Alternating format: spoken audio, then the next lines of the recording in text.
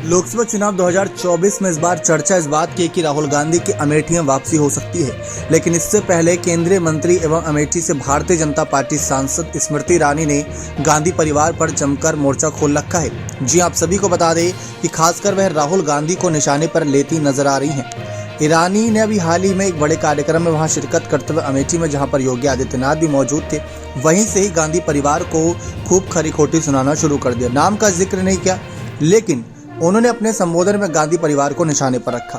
उन्होंने अमेठी से सांसद रह चुके पूर्व कांग्रेस अध्यक्ष राहुल गांधी का नाम लिए बगैर कहा कि कुछ लोगों ने यहां से चुनाव जीता और देश की सरकार चलाई। उन्होंने यहां के लोगों के विकास के बारे में कभी नहीं सोचा और उनके हाल पर उन्हें छोड़ दिया। खुद जीतते रहे लेकिन विकास की ओर नहीं देखा। उन्होंने कहा कि गोमती नदी के पीपरी घाट पर पुल का निर्माण तब हुआ जब केंद्र में नरेंद्र मोदी और उत्तर प्रदेश में योगी आदित्यनाथ का नेतृत्व में सरकार बनी।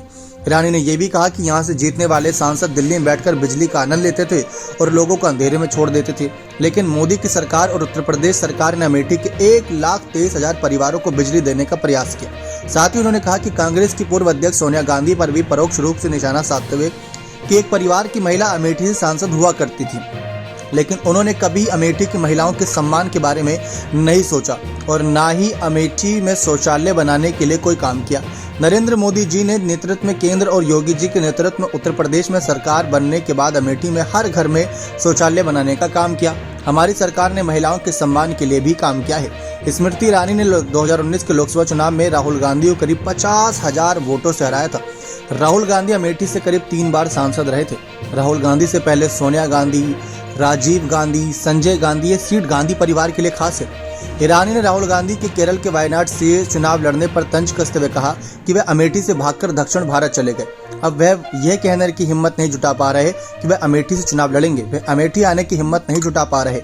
यह अमेठी के लोगों की ताकत का परिणाम है। उन्होंने राहुल गांधी पर निशाना साधते हुए कहा कि यहाँ के पूर्व सांसद मनरेगा के तहत रोजगार देने का ढिंढोरा पीटते थे, लेकिन हकीकत यह थी कि यहाँ के 3% लोगों को मनरेगा योजना के तहत काम नहीं मिल पाता था। इसका एक बड़ा कारण यह था कि क्षेत्र के सांसद 5 वर्ष में एक बार ही दर्शन देते थे।